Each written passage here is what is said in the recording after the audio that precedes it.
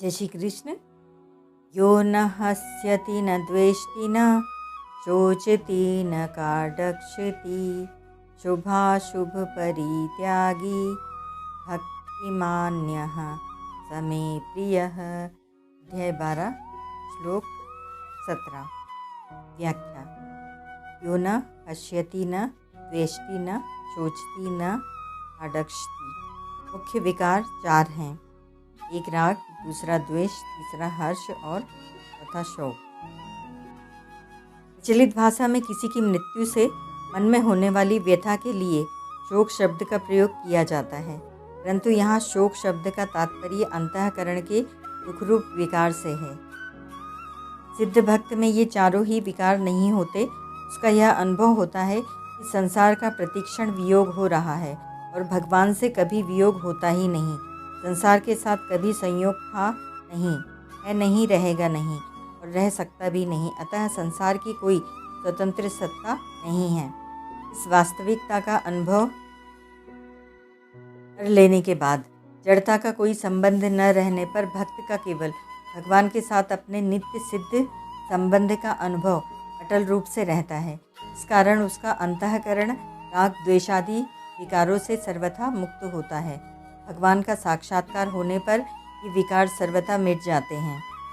साधनावस्था में भी साधक ज्यों-ज्यों साधन में आगे बढ़ता है त्यों ही त्यों उसमें राग द्वेषादि कम होते चले जाते हैं। जो कम होने वाला होता है वह मिटने वाला भी होता है। अतः जब साधनावस्था में ही विकार कम होने लगते हैं, सहज ही यह अनुमान लगाया जा सकता है सिद्धावस्था में भक्त में ये विकार नहीं रहते, पूर्णतया मिट जाते हैं। हर्ष और शोक दोनों राग द्वेष के ही परिणाम हैं। जिसके प्रति राग होता है उसके संयोग से, और जिसके प्रति द्वेष होता है उसके वियोग से हर्ष होता है।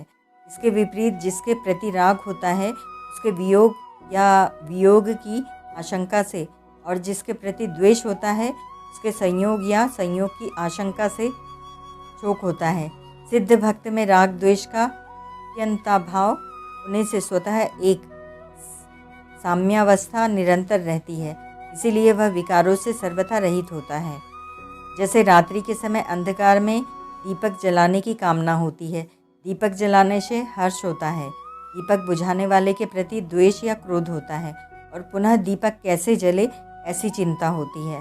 रात्रि होने से ये चारों बातें होती हैं, परंतु मध्याह्न का सूर्य तपता हो तो दीपक जलाने की कामना नहीं होती, दीपक जलाने से हर्ष नहीं होता, दीपक बुझाने वाले के प्रति द्वेष या क्रोध नहीं होता, और अंधेरा न होने से प्रकाश के अभाव की चिंता भी नहीं होती।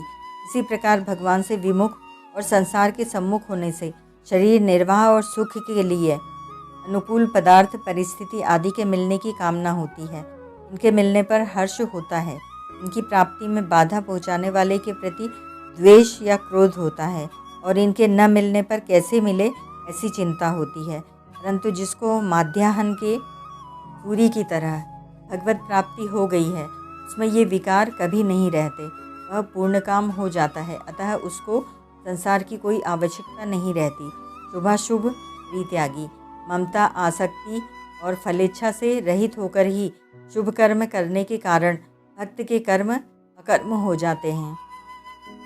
इसीलिए भक्त को शुभ कर्मों का भी त्यागी कहा गया है। राग द्वेष का सर्वथा अभाव होने के कारण उससे अशुभ कर्म होते ही नहीं। अशुभ कर्मों के होने में कामना ममता आसक्ति ही प्रधान कारण है, और भक्त में इनका सर्वथा अभाव होता है, इसीलिए उसको अशुभ कर्मों का भी त्यागी कहा गया है। भक्त शुभ कर्मों से तो राग नहीं करता और अशुभ कर्मों से द्वेष नहीं करता। उसके द्वारा स्वाभाविक शास्त्र विहित शुभ कर्मों का आचरण और अशुभ निषिद्ध एवं काम्य कर्मों का त्याग होता है, राग द्वेष पूर्वक नहीं। राग द्वेष का सर्वथा त्याग करने वाला ही सच्चा त्यागी है। मनुष्य को कर्म नहीं बांधते, प्रत्युत कर्मों में राग द्वेष ही बांधते हैं। भक्त के संपूर्ण कर्म राग द्वेष रहित होते हैं, इसीलिए वह शुभाशुभ संपूर्ण कर्मों का परित्यागी है। शुभाशुभ परित्यागी पद का अर्थ शुभ और अशुभ कर्मों के फल का त्यागी भी किया जा सकता है, परंतु इसी श्लोक के पूर्वार्ध में आय न हस्यति न द्वेष्टि न शोचति न काडक्षति। पदों का संबंध भी शुभ अनुकूल और अशुभ प्रतिकूल कर्मफल के त्याग से ही है।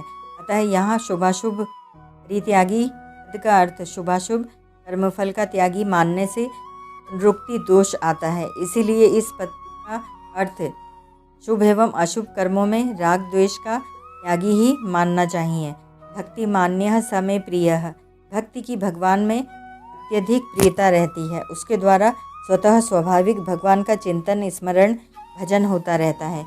ऐसे भक्त को यहाँ भक्तिमान कहा गया है। भक्त का भगवान में अनन्य प्रेम होता है, इसीलिए वह भगवान को प्रिय होता है। परिशिष्ट भाव हर्ष हर्ष्यति और शोक शोचती, राग काडक्षति और द्वेष द्वेष्टि, ये द्वंद्व हैं। भक्त में कोई द्वंद्व नहीं रहता, वह निर्द्वंद्व हो जाता है। नारद भक्ति सूत्र में भी आया है, जिस भक्ति के प्राप्त होने पर भक्त न तो किसी वस्तु की इच्छा करता है, न शोक करता है, न द्वेष करता है, न किसी वस्तु में आसक्त होता है और न उसे किसी वस्तु की प्राप्ति में उत्साह हर्ष होता है। ओम तत्सत।